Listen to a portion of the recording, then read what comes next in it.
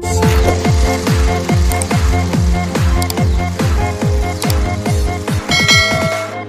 guys! Long C no vlog.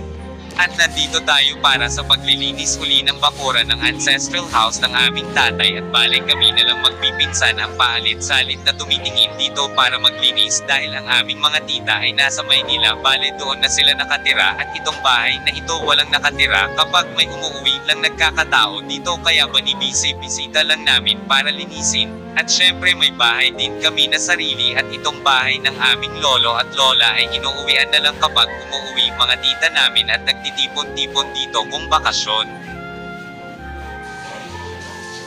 At dahil papalapit na rin ang mahal na araw kailangan ko na itong care rent tapusin dahil dapat sa buong Holy Week ay nakatigil na lang tayo. Ako bilang isang debotong Katoliko ay nakatutok lang sa simbahan kung Holy Week nagsisimba, nagninilay na nanalangin, nakikinig sa mga recollection at dumadalaw sa banal na misa at syempre sa mga banal na tradisyong inihabilin sa amin ng mga apostol ni Kristo na batay sa banal na tradisyong nasusulat at dinasusulat o batay lang sa kaugaliang ipinagpapatuloy tulad ng prosesyon, at iba pang kaugaliang nagpapaalaala sa mga banal na pangyayari ng Kristyanismo at ayon nga dito sa 2 Thessalonians 2:14-15, therefore, brethren, stand fast, and hold the traditions which ye have been taught, whether by word, or our epistle. Kaya nga, mga kapatid, kayo'y magpakatibay, at inyong panghawakan ang mga aral ng tradisyon na sa inyo'y itinuro, maging sa pamamagitan ng salita, o ng aming sulat. At ano itong mga oral account o di nasusulat walang iba ang mga inihabilin ni Kristo na alalahanin tulad ng pagpipira-piraso ng tinapay bilang pag-aalaala sa kanyang mga itinuro lalo na yung ipinangako niyang kanyang tinupad sa pamamagitan ng pagpapapako niya sa krus na ipinapapaalaala ng itinatag niyang banal na Eucharistia, at maging ang mga apostol na pinili niya ay alalahanin dahil sa kanilang mabuting ginawa para maging huwaran ng mga Kristiyano at dito basahin natin Acts 2:41. 42, and they continued steadfastly in the apostles' doctrine and fellowship, and in breaking of bread, and in prayers. At sila'y nagsipanatiling matibay sa turo ng mga apostol at sa pagsasama-sama, sa pagpuputol-putol ng tinapay at sa mga pananalangin. Luke 24:35. And they told what things were done in the way, and how he was known of them in breaking of bread. At isinaysay nila ang mga bagay na nangyari sa daan, at kung paanong siya'y nakilala nila ng pagputol-putulan ng tinapay, na siya ring iniutos ni Kristo na gawin. Luke 22:11. And he took bread, and gave thanks, and brake it, and gave unto them, saying, This is my body which is given for you, this do in remembrance of me.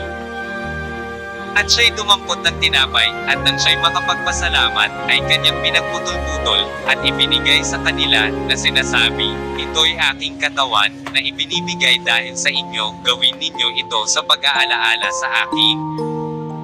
At kinilala rin ni Kristo ang pag-aalaala para sa kanyang mga alagad na siya ring ginanap ng mga apostol. Hebrews 13:7. Remember them which have the rule over you, who have spoken unto you the word of God, whose faith follow, considering the end of their conversation.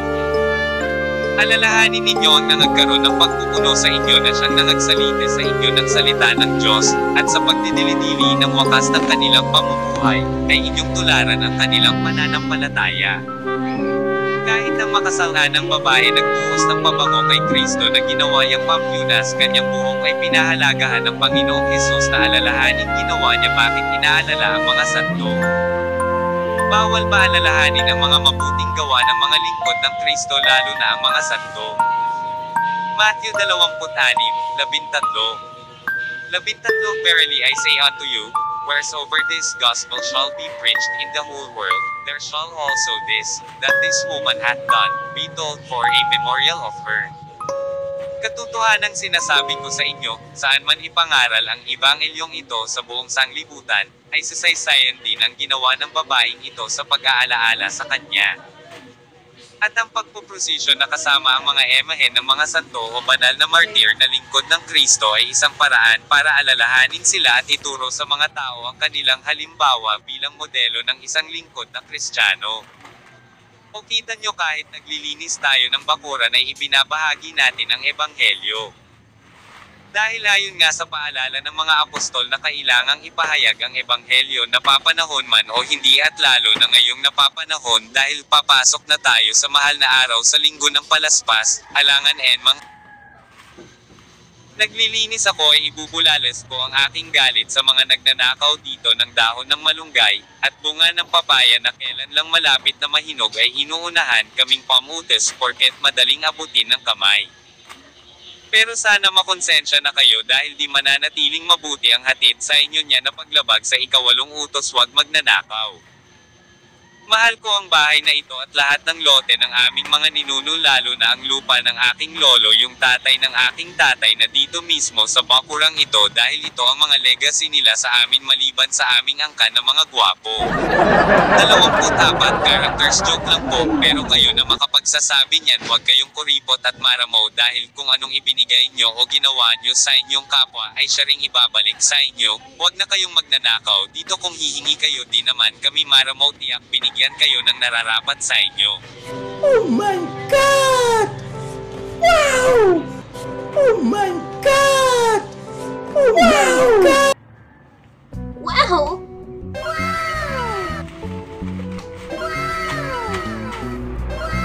Siya nga pala, itong nakita niyong bunga ng saging ay tinatawag dito sa amin na tindok. Dati may pinakita sa GMA sa programa ni Jessica Soho na meron daw saging ng higanti, ngunit nung makita ko ay medyo natawa ako dahil nakita kong naku, ordinaryong saging lang pala sa amin yan ang tinatawag na tindok.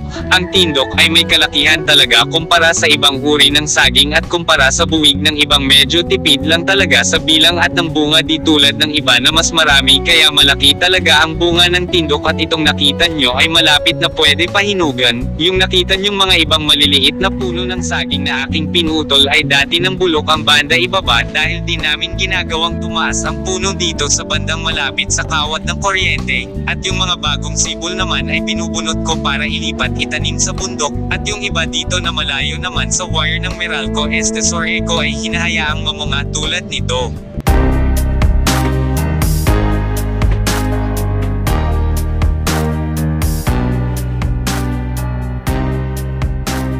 Banana leaves will be always have a partner for many purposes, where almost all things in the city are marketable and certainly has a market, and almost all things can be sold in Manila. But here it can also be used here for compost or to be a mushroom bed when these are already decaying and watered with rain. Then mushroom would be grown here for mushroom for pizza pie. Wow!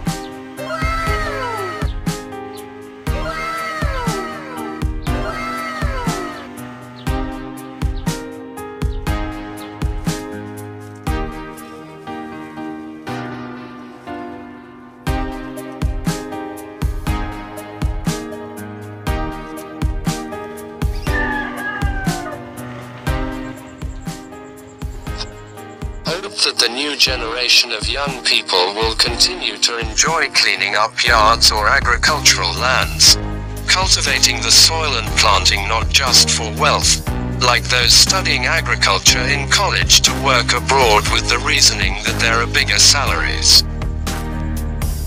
Who would refuse a larger income abroad while neglecting their own barren lands that are unproductive, enriching other countries' lands in exchange for a better future for their families while their own country continues to suffer? We don't need highly skilled youth, but those with a high regard for love and respect, and concern for their own country. Rather than having many graduates each year with high education, scholars who have achieved high honors, but once they become wealthy and hold positions, they become greedy for position and money, forgetting their past and even the debt they owe to their family and country.